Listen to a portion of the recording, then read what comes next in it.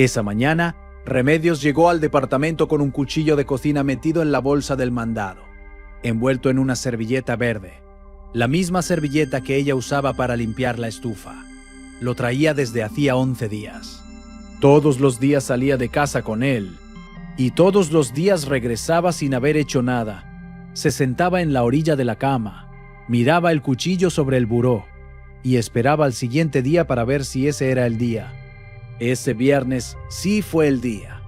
Lo que pasó en el departamento 4 del edificio de Montezuma segunda sección sacudió a una manzana entera de la colonia. Y cuando la policía terminó de investigar, lo que descubrieron fue algo para lo que nadie en esa cuadra tenía palabras. Remedios Altamirano Paz, 43 años, costurera de oficio, madre de 2 hijos, esposa de 17 años. Había ido a matar al amante de su marido. Y el amante de su marido era su propio padre. Quédate hasta el final de esta historia, porque hay algo que Remedios le dijo a la agente del Ministerio Público durante el interrogatorio. Una sola frase, al final de casi 4 horas, que la agente a cargo del caso describiría después como la declaración más desconcertante que había escuchado en 22 años de servicio. Venustiano Carranza está pegada al oriente de la Ciudad de México, justo donde la ciudad empieza a apretarse. Calles angostas, mercados que se desbordan sobre las banquetas, vecindades de 3 pisos con ropa colgada en los balcones. Es una alcaldía de mucho movimiento y poca prisa al mismo tiempo. La gente se conoce. Los vecinos saben a qué hora sale cada quien y a qué hora regresa. Los chismes circulan antes que las noticias. La calle Montezuma, en la sección segunda, tiene un camellón con árboles viejos que en marzo sueltan una flor amarilla pequeña que cubre el pavimento. Los vecinos la barren sin protestar. Es parte del ritmo del lugar. El edificio donde vivían los Altamirano era de ladrillo rojo, 4 pisos, escalera de cemento sin tapete. En el primer piso vivía doña Esperanza, que tenía un gato sin nombre y escuchaba radio toda la tarde. En el segundo, una familia con 3 niños. En el tercero, el departamento 4, Remedios, su marido Álvaro y los 2 hijos de ambos, Kevin de 14 años y la niña Brenda de 9. Remedios Altamirano Paz había nacido en Iztapalapa, hija de Ernesto Altamirano Reyes, mecánico de taller, y de Consuelo Paz, que murió de cáncer de estómago cuando Remedios tenía 12 años. Después de la muerte de su madre, Remedios y su padre Ernesto vivieron solo 6 años. Ella cocinaba, lavaba, remendaba. Él trabajaba 12 horas diarias y llegaba callado. Eran una familia de pocas palabras. Funcional, como dicen los vecinos cuando no saben cómo describirlo. A los 18, Remedios conoció a Álvaro Altamirano Guerrero, un primo lejano que no tenía el mismo apellido por adopción, en una fiesta de 15 años en Tepito. Álvaro tenía 21 años, trabajaba de repartidor de refresco, bailaba bien y hablaba todavía mejor. Se casaron 2 años después. Se fueron a vivir a Venustiano Carranza, porque la renta era más barata. Ernesto, el padre de Remedios, se quedó viviendo en Iztapalapa por un tiempo. Álvaro Altamirano Guerrero, 40 años al momento de los hechos, moreno de complexión media, con una cicatriz pequeña sobre la ceja izquierda, que le quedó de un accidente en un almacén. Llevaba 8 años trabajando como chofer de una distribuidora de abarrotes. Salía a las 5 de la mañana y regresaba entre las 6 y las 7 de la tarde, dependiendo del tráfico. Los viernes llegaba más tarde porque la ruta del viernes incluía bodegas en Ecatepec. Dentro de la colonia era conocido como alguien tranquilo. Saludaba a los vecinos. Jugaba dominó los domingos con 2 amigos del edificio de enfrente. Nunca hubo escándalos con él. Nadie lo recuerda gritando, ni borracho ni metido en pleitos. Pero Remedios sí lo recordaba diferente. Las señales empezaron, aunque ella no supo verlas entonces. Casi 2 años antes de ese viernes de marzo. Álvaro empezó a llegar más tarde. No mucho, 40 minutos, 1 hora. Al principio lo achacó al tráfico.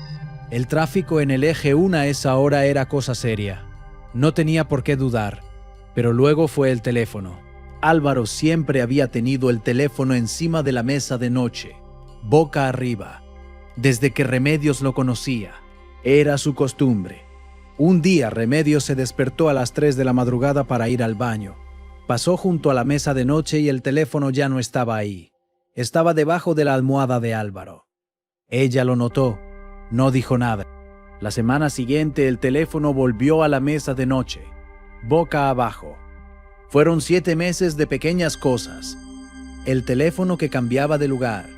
Las llegadas que se alargaban los miércoles además de los viernes. Una tarde que Álvaro llegó con el cabello húmedo y ella supo sin poder explicarlo que no era sudor, una llamada a las 11 de la noche que él tomó en la cocina con la puerta cerrada y que duró 4 minutos exactos. Remedios no le preguntó nada. Eso era lo que los vecinos no entendían después. ¿Por qué nunca le preguntó? La respuesta era más sencilla de lo que parecía. Remedios no preguntaba porque tenía miedo de que Álvaro dijera que sí. Y mientras no hubiera un sí, todavía podía seguir viviendo igual. Pero en agosto de ese año algo cambió. Ernesto, el padre de Remedios, llamó para decirle que el casero le había subido la renta. 400 pesos más al mes. Para él solo. Con la pensión del Seguro Social era demasiado. Álvaro fue el primero en proponer la solución. Que se venga a vivir aquí, dijo. Aquí hay espacio.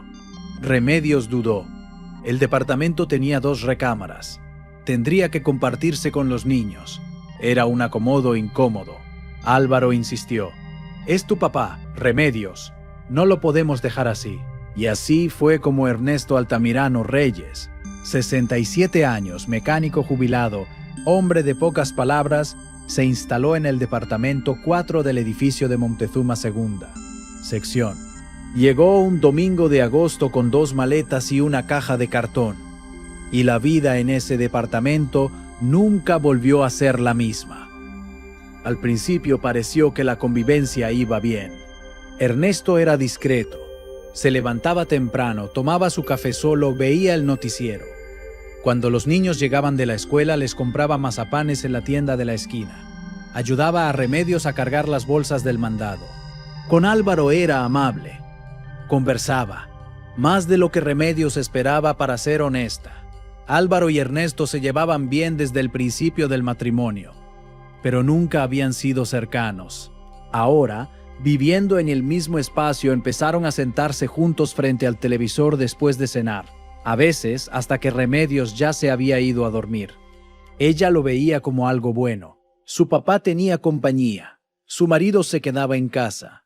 Las llegadas tarde habían disminuido, no desaparecido. La primera vez que Remedios sintió algo raro fue una noche de octubre. Se levantó a las 2 de la madrugada para tomar agua.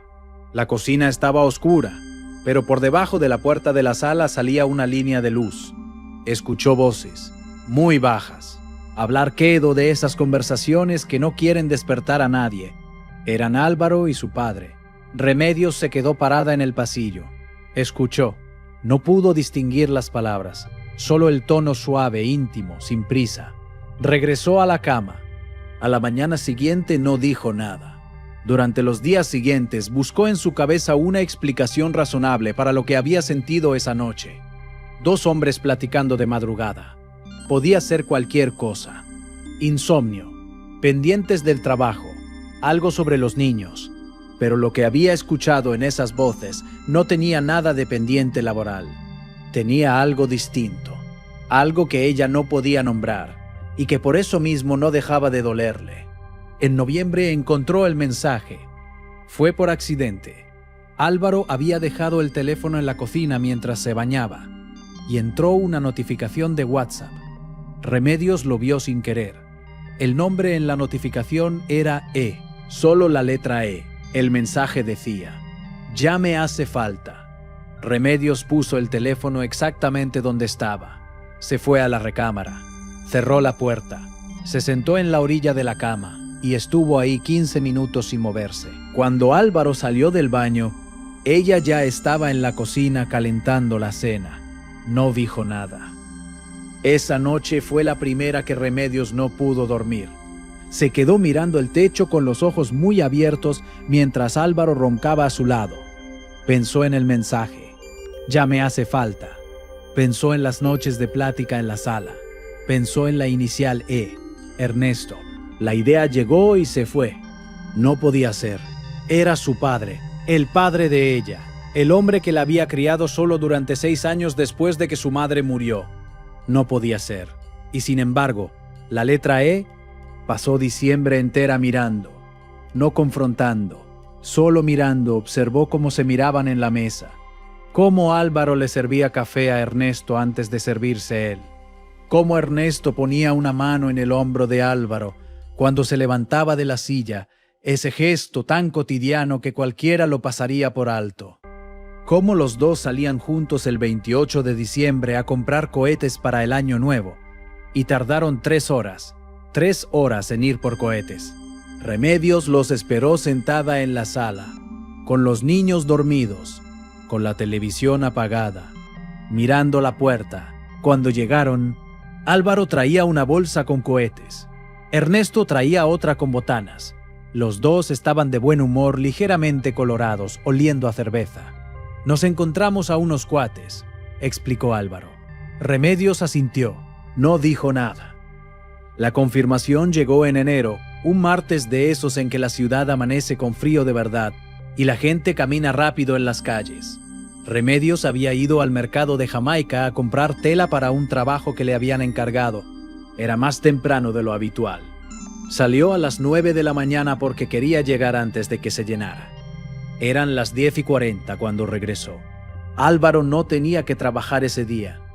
Era su día libre mensual. Ernesto nunca salía antes de las 11. Remedios subió los 3 pisos de escalera con sus bolsas. Llegó al pasillo del tercer piso. La puerta del departamento estaba cerrada. Sacó las llaves y antes de meter la llave en la cerradura escuchó. Primero creyó que era el televisor, pero el televisor estaba apagado. Después lo confirmaron los peritos. El televisor llevaba horas sin encenderse. Lo que escuchó no era el televisor. Remedios no abrió la puerta. Se quedó parada en el pasillo, con las llaves en la mano, con el frío de enero entrando por la ventana del fondo del pasillo. Con 43 años de vida encima y ninguno de ellos la había preparado para ese momento. Escuchó todo, la voz de su marido, la voz de su padre, palabras que ella no quería recordar, pero que se le quedaron grabadas en algún lugar del cuerpo donde las palabras que duelen se quedan para siempre. Estuvo ahí 4 o 5 minutos. Luego bajó las escaleras, salió al frío de la calle, caminó hasta la esquina, se metió a una farmacia, compró un refresco que no tomó, se sentó en una banqueta y estuvo ahí casi media hora mirando el pavimento. Después de ese día, Remedios ya no fue la misma. Lo que pasó en su cabeza en los días siguientes fue un proceso lento y silencioso, que nadie en ese departamento vio venir. No lloró. Eso sorprendió incluso al psicólogo que la evaluó después. Casi no lloró. Hubo una noche, la primera noche donde se encerró en el baño 20 minutos y nadie supo exactamente qué pasó adentro. Pero después de eso, Remedios no lloró. Lo que hizo fue pensar, obsesivamente, metódicamente, con esa capacidad que tienen algunas personas para envolverse en un pensamiento como si fuera una cobija y no soltarlo nunca. Pensó en su madre, en los 6 años que vivió sola con su padre después de que Consuelo murió. Revisó cada recuerdo buscando algo que debería haber visto y no vio.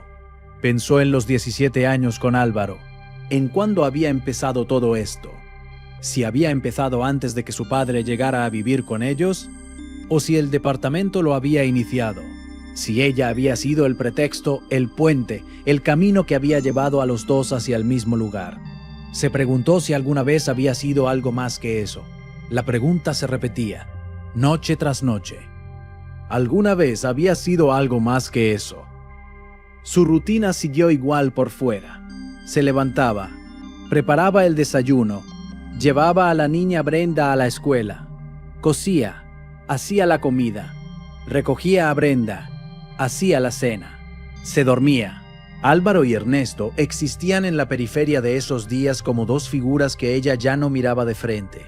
Los veía de reojo, los escuchaba sin escucharlos, respondía lo necesario, Nadie notó nada.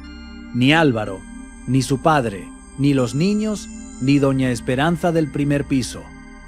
Remedios era de esas personas que pueden estar destruidas por dentro y tener la cara completamente quieta. El cuchillo llegó en la segunda semana de febrero. No lo compró, ya estaba en casa.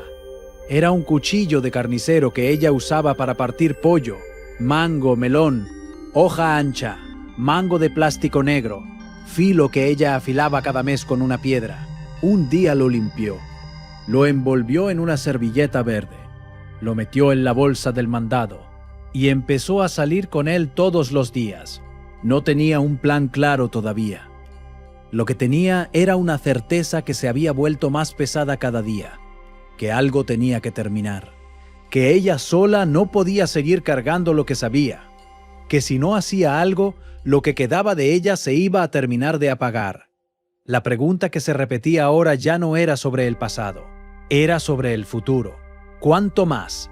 Y cada mañana que salía con el cuchillo en la bolsa y regresaba sin haberlo usado, la respuesta era la misma. Un día más, un día más. Hasta que el viernes 14 de marzo, Remedios llegó al departamento 4 a las 10:20 de la mañana. Ese día Álvaro tenía trabajo. Era un viernes normal de ruta a Ecatepec, pero Remedios lo había revisado. La distribuidora donde trabajaba Álvaro tenía un tablero en línea con las rutas del día. Ella lo había estado revisando desde semanas antes. Ese día la ruta de Álvaro empezaba en Iztapalapa, no en Ecatepec. Terminaba a las 3 de la tarde. Álvaro tenía que estar en casa para la 1. Su padre era siempre el primero en quedarse solo. Remedios entró con su llave. No tocó, no avisó. Ernesto estaba en la sala, frente al televisor, con una taza de café en la mano. La miró, sonrió. Hija, tan temprano. Lo que pasó en los siguientes minutos fue lo que los peritos tardaron 3 días en reconstruir a partir de la evidencia de la escena. Remedios sacó el cuchillo de la bolsa. Ernesto lo vio. Se paró de la silla. La taza de café cayó y se rompió en el piso de mosaico. Hubo palabras, muchas palabras. Ernesto levantó las manos. Le dijo que se calmara. Le preguntó qué le pasaba. Le dijo que estaba loca. Loca. Remedios después declaró que esa palabra fue la que terminó de cerrar algo dentro de ella. Ernesto intentó quitarle el cuchillo. Forcejearon en ese forcejeo. Remedios cayó contra el sillón y Ernesto quedó de pie sobre ella. Y desde esa posición, con el cuchillo todavía en su mano, Remedios lo hirió una sola vez, en el costado derecho, entre la 5ª y 6ª costilla. Ernesto dio un paso atrás, miró hacia abajo, se tocó el costado con la mano, la retiró con sangre, se sentó lentamente en el piso. Remedios se quedó parada, viendo cómo su padre se doblaba hacia adelante. La llamada al 911 la hizo la vecina del segundo piso. Había escuchado el golpe de la taza, el forcejeo, un grito que no supo de quién era. Llamó desde el pasillo, le temblaba la voz cuando describió el edificio. Los paramédicos llegaron en 11 minutos. La policía en 12. Encontraron a Ernesto Altamirano Reyes sentado en el piso de la sala con la espalda apoyada contra el sillón verde, la mano presionando su costado, consciente y con tensión arterial baja pero estable. Encontraron a Remedios sentada en una silla de la cocina, con el cuchillo todavía en la mano. Mirando la pared, no había intentado huir. Cuando el primer agente entró y le dijo que soltara el cuchillo, ella lo puso en la mesa de la cocina con mucho cuidado, como si fuera un objeto delicado. Luego puso las manos encima de sus rodillas y esperó. Ernesto fue trasladado al Hospital General Gregorio Salas. La herida era seria, pero no había tocado ningún órgano vital. En cirugía estuvieron 2 horas y media. La herida fue limpiada, suturada, drenada. Ernesto sobrevivió. Eso cambiaría la naturaleza legal del caso de forma significativa. Remedios fue detenida en la escena. La llevaron a la agencia del Ministerio Público más cercana, sobre la calle Alfarería. La sentaron en una sala de interrogatorio de paredes color crema, silla de metal, mesa de fórmica, una ventana alta con luz de tarde. La agente a cargo era Sandra Vega Montiel, 22 años en el ministerio, especializada en violencia familiar e intrafamiliar, morena, de voz pausada, cabello recogido siempre en un chongo bajo. Conocida entre sus colegas por no elevar la voz nunca durante un interrogatorio. Esa tarde, la agente Vega Montiel entró a la sala a las 2:40 de la tarde. Puso una botella de agua frente a Remedios. Se sentó, la miró y esperó a que Remedios hablara primero.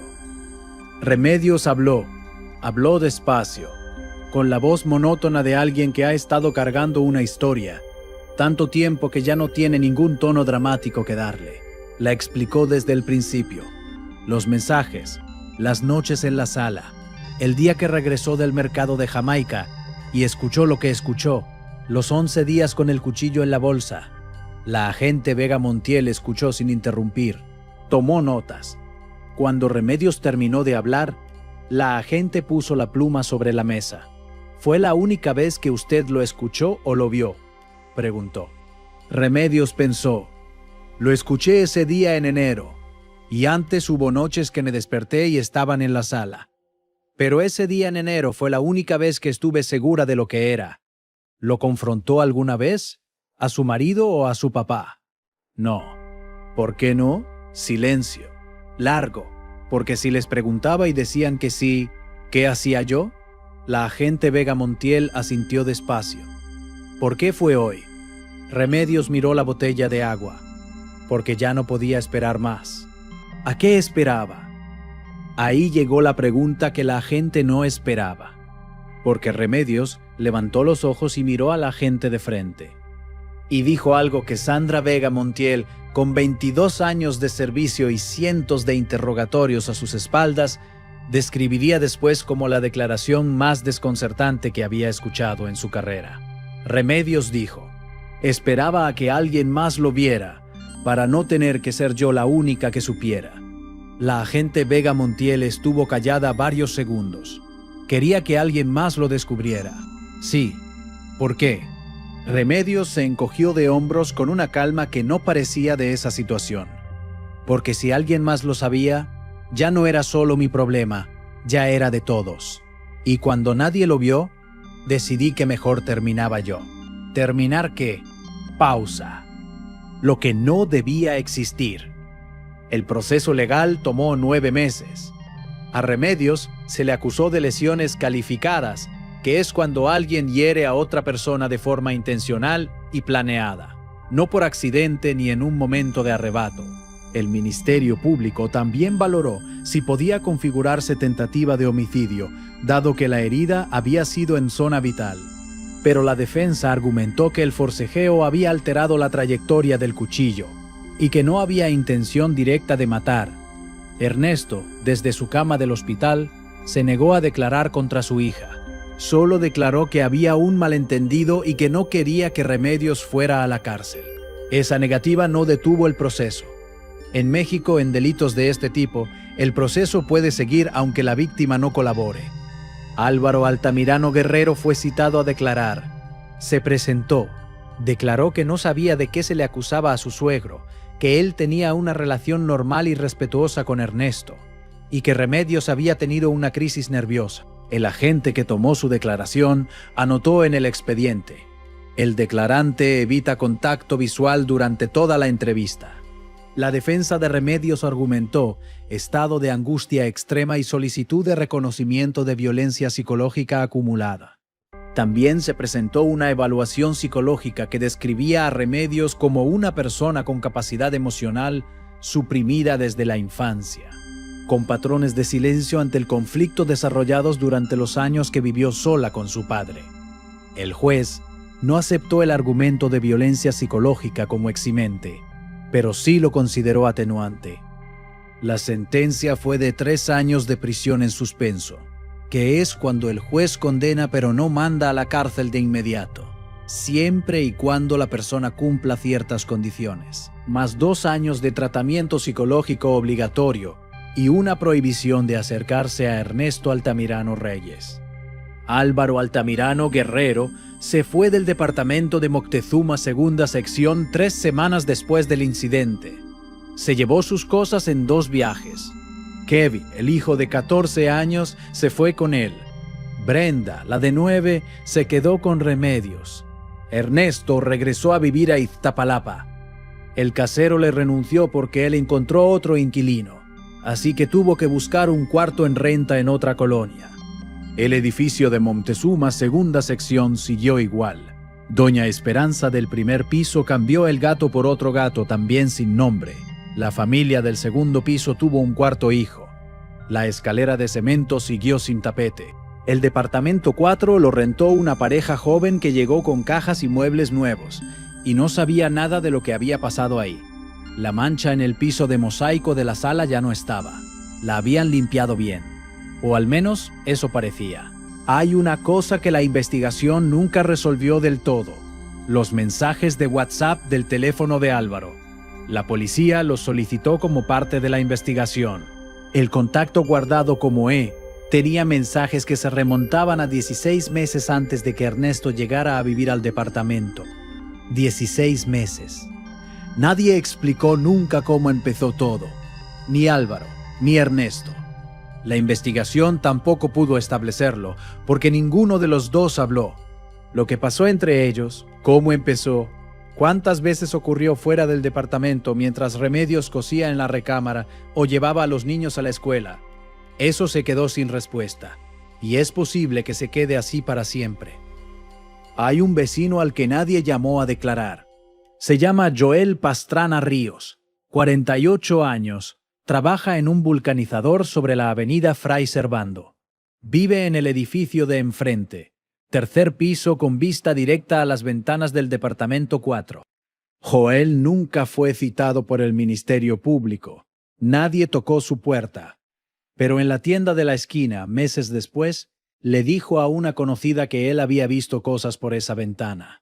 Que más de una vez, a horas que no eran de noche sino de tarde, había mirado hacia el edificio de enfrente. Sin querer, y había visto lo que había visto. Dijo que nunca supo a quién llamar.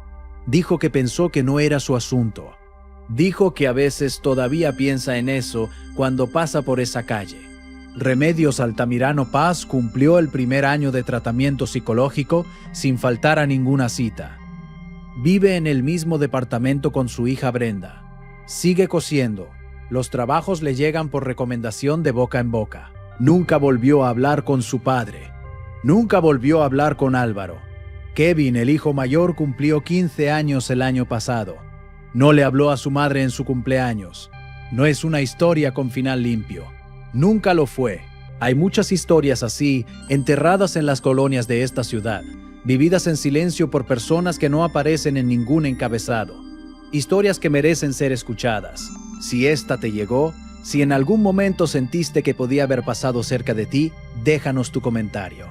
Y quédate, porque la siguiente historia empieza donde menos te lo esperas. Número de expediente: VC 20240314 LP. Fecha de sentencia: noviembre de 2024. Condena: 3 años en suspenso. Tratamiento psicológico obligatorio, restricción de acercamiento, estado del proceso, activo en periodo de supervisión.